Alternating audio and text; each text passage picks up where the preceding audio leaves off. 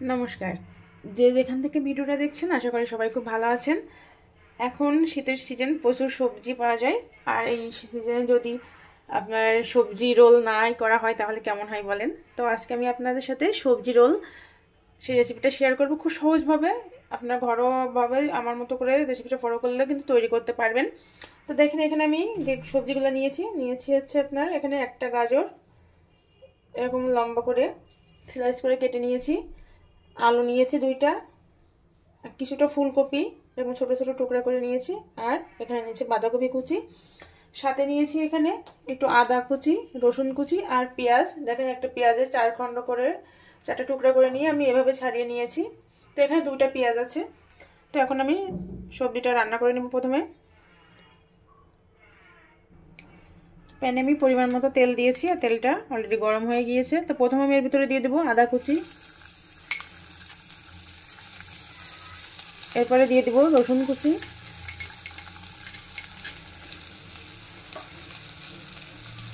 দিয়ে একটু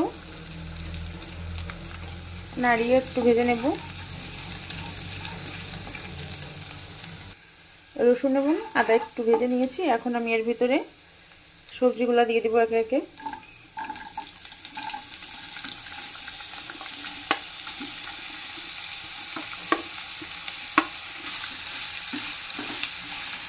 গাজর আর ফুলকপি তো একটু সিদ্ধ তো সময় নেই, এই জন্য এটা আগে একটু দিয়ে নাড়াচাড়া করে তারপরে আমি আলু এবং বাঁধাকপি দিব। ফুলকপি এবং গাজর আমি 1 মিনিট একটু খুব ভালোভাবে আগে ভেজে নিয়েছি, বেশ অনেকটাই নরম হয়ে গিয়েছে। এখন আমি এর ভিতরে আলু এবং বাঁধাকপি কুচি দিয়ে দিব।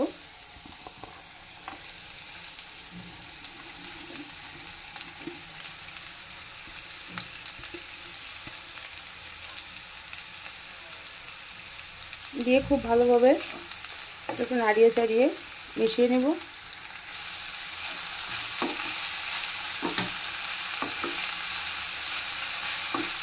এখন খুব ভালোভাবে একটু মিশিয়ে নিয়েছি। এখন আমি এর ভিতরে দেবো একটু লবণ।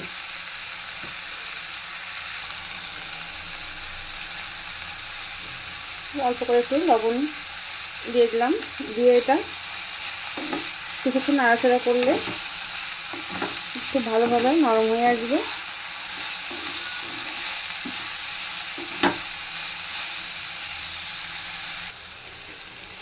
কিছুটা সময় আমি নাড়াচাড়া করে সবজিগুলো কিন্তু ভেজে নিয়েছি, বেশ নরম হয়ে এসছে। এখন আমি এর ভিতরে দিয়ে দিব যে 2টা পেঁয়াজ নিয়েছিলাম, সেই পেঁয়াজ দিয়ে দিচ্ছি এর ভিতরে, আর দিয়ে দেবো এখানে 3টা কাঁচামরিচ কুচি। দিয়ে আরও কিছুটা সময় খুব ভালোভাবে ভেজে নিতে হবে।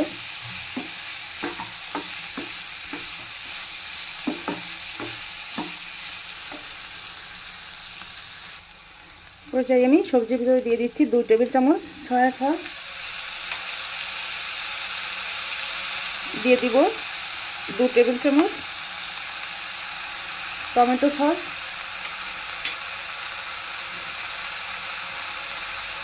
আর দিব 1/2 টেবিল চামচ গোলমরিচের গুঁড়া। দিয়ে এই সবগুলো উপকরণ আমি সবজির সাথে আরও একটু খুব ভালোভাবে মিশিয়ে নিব।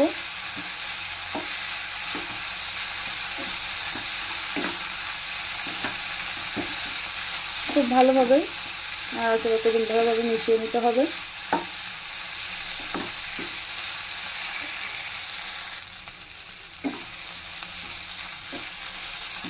আমি কিন্তু খুব ভালোভাবেই সবজিটার সাথে সবগুলো মিশিয়ে নিয়েছি। এখন আমি এর ভিতরে দিয়ে দেব একটা ডিম, আমি ঝুরি করে ভেজে রেখেছিলাম। ডিমটা অপশনাল, আপনারা চাইলে দিতে পারেন, আবার স্কিপও করতে পারেন, তবে দিলে কিন্তু স্বাদটা খুব ভালো হয়। তো একটু নাড়িয়ে চাড়িয়ে মিশিয়ে তারপরে কিন্তু এটা আমি নামিয়ে নিব, কারণ এটা আমার অলরেডি তৈরি হয়ে গিয়েছে এবং পুরটা কিন্তু রেডি হয়ে গিয়েছে। তো এটা আমি সাইড করে নামিয়ে রাখছি। দেখুন আমার সবজির পুরটা কিন্তু রেডি হয়ে গিয়েছে এবং ওটা আমি নামিয়ে রেখেছি। এখন আমি একটা ব্যাটার তৈরি করে নেব। তার জন্য এখানে আমি 2 কাপ ময়দা নিয়েছি, আর এখন এর ভিতরে দিব আমি লবণ, খুবই অল্প করে একটু লবণ দিয়ে দিলাম। দিয়ে এখন এটা আমি একটু জল দিয়ে পাতলা করে একটা ব্যাটার তৈরি করব। খুব অল্প অল্প করে জল দিয়ে কিন্তু ব্যাটারটা তৈরি করে নেবেন। আমি তৈরি করে তারপর আপনাদের দেখাচ্ছি আমি কেমন রেখেছি ব্যাটারের থিকনেসটা। ব্যাটারটা কিন্তু আমি রেডি করে নিয়েছি। তো দেখেন এটা কিন্তু অনেক পাতলা, আপনাদের বোঝার সুবিধার্থে আমি দেখাচ্ছি। চামচ এরকম উঠিয়ে এরকম যখন উঁচু করবেন দেখবেন যে একবারে চামচের নিচে দেখা যাচ্ছে, মানে খুবই পাতলা। এরকম দেখলে আপনারা বুঝতে পারবেন এরকম পাতলা রাখতে হবে। এখন এই ব্যাটার দিয়ে আমি খুব পাতলা পাতলা করে কিছু শীট তৈরি করে নিব। গ্যাস ওভেনে আমি একটা প্যান বসিয়ে দিয়েছি। এখন আমি এটা একটু তেল লাগিয়ে নিব। এটা কিন্তু টিস্যু পেপারে লাগিয়ে নেব আজকে, কারণ টিস্যু পেপার দিয়ে লাগালে এখানে কিন্তু তেল একটু লেগে থাকবে না, কিন্তু আবার আমি যখন শীটগুলো তৈরি করব খুব ভালোভাবে উঠে আসবে। বেশি তেল হয়ে গেলে এগুলো সুন্দর করে হবে না গোল, ওটা জড়িয়ে যাবে। এজন্য আমি টিস্যু পেপারে দিয়ে মাখিয়ে নিয়েছি। এখন আমি এর ভিতরে এখান থেকে ব্যাটার দিয়ে দেবো।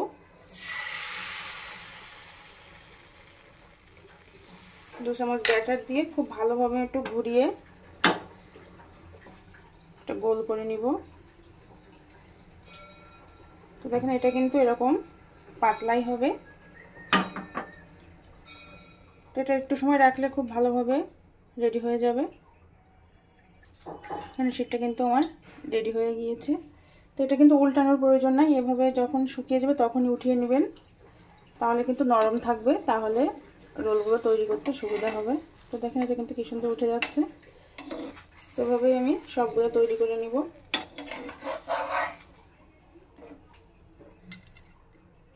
তো দেখেন আমি একইভাবে আরও একটা দিয়ে দিয়েছি, এটা রেডি হয়ে গিয়েছে। তো এভাবে আমি সবগুলো তৈরি করে তারপর আবার ফিরে আসছি। তোমার সবগুলো শিটি কিন্তু তৈরি করা হয়ে গিয়েছে। এখন আমি একটা নিয়েছি ওখান থেকে নিয়ে এর ভিতরে এখন পুর দিয়ে দিব। যে সবজিটা তৈরি করেছিলাম সেই সবজি পুরটা দিয়ে দিচ্ছি আমি। দিয়ে এখন রোলগুলো তৈরি করে নেব। তো আমি তাদের দেখাই যে আমি কীভাবে আসলে তৈরি করব। এটা কিন্তু এভাবে ভাঁজ দিলে কিন্তু আর খুলবে না, তো ভাঁজটা একটু ভালোভাবে দেখে নেবেন, নিয়ে এভাবে করে দেখবেন।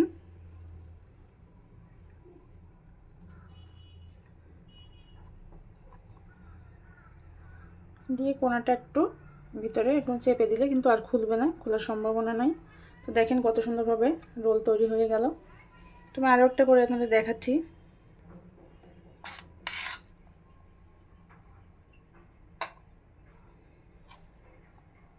আমি আরও কিন্তু একটা নিয়েছি।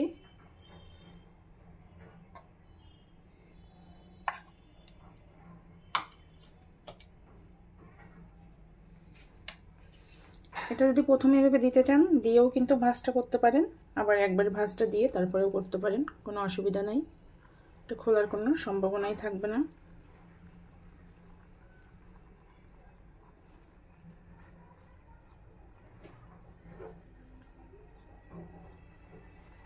তো দেখেন আমার আরও একটা রেডি হয়ে গেল। তো আমি সবগুলো এভাবে তৈরি করে আবার ফিরে আসছি। আমার সবগুলো রোলই কিন্তু রেডি হয়ে গিয়েছে, অনেকগুলো হয়েছে এখানে। তো আমি সবগুলো আজকে ফ্রাই করব না, এটা কিন্তু আপনারা চাইলে ডিপ ফ্রিজে রেখে সংরক্ষণ করতে পারেন। সেক্ষেত্রে 7 থেকে 8 দিন ভালো থাকবে যদি পেঁয়াজ না দেন। আর পেঁয়াজ দেওয়া আছে যেহেতু, তাহলে এটা একটা দিনে রাখতে পারবেন। তুমি আজকে কিছু ফ্রাই করব আর কিছু রেখে দিব, একটা দিন ভালো থাকবে, তার বেশি কিন্তু রাখা যাবে না।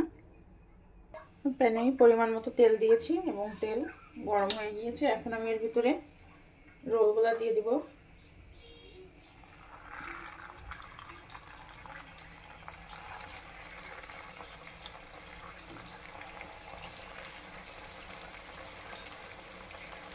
একবারে তো সবগুলো যাবে না, আমি 4টা দিয়ে 4টা ভেজে নিয়ে তারপর অন্যগুলো আবার ভেজে নেব। একটা সাইড হয়ে গেলে তারপর আমি এটা উল্টিয়ে দিব।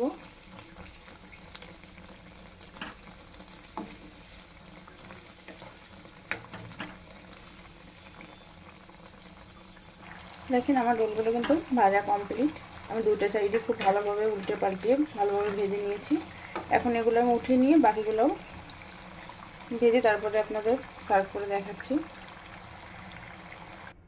দেখেন আমার রোলগুলো কিন্তু রেডি হয়ে গিয়েছে এবং আমি সার্ভ করে দিয়েছি। এটা কিন্তু জাস্ট অসাধারণ। আপনারা যদি একবার বাসায় তৈরি করে খান তাহলে কিন্তু বাইরের থেকে আর খেতে চাইবেন না কিনে, এতই সুস্বাদু হয়। আর কতটা ক্রিস্পি সেটা তো আওয়াজ শুনলেই আপনারা বুঝতে পারবেন। তো আমি একটা কেটে আপনাদেরকে দেখাচ্ছি ভেতরটা ঠিক কেমন হয়েছে। দেখেন একটা আমি কেটে নিয়েছি, আপনাদের দেখাচ্ছি ভেতরের পুরটা আসলে কত সুন্দর, সবজির কালারফুল, আর খেতে কিন্তু দুর্দান্ত হয়। তো আজকে আমার রেসিপি আপনাদের কেমন লাগলো অবশ্যই কিন্তু আমাকে কমেন্টস করে জানাবেন। ভালো লাগলে লাইক এবং শেয়ার করতে ভুলবেন না।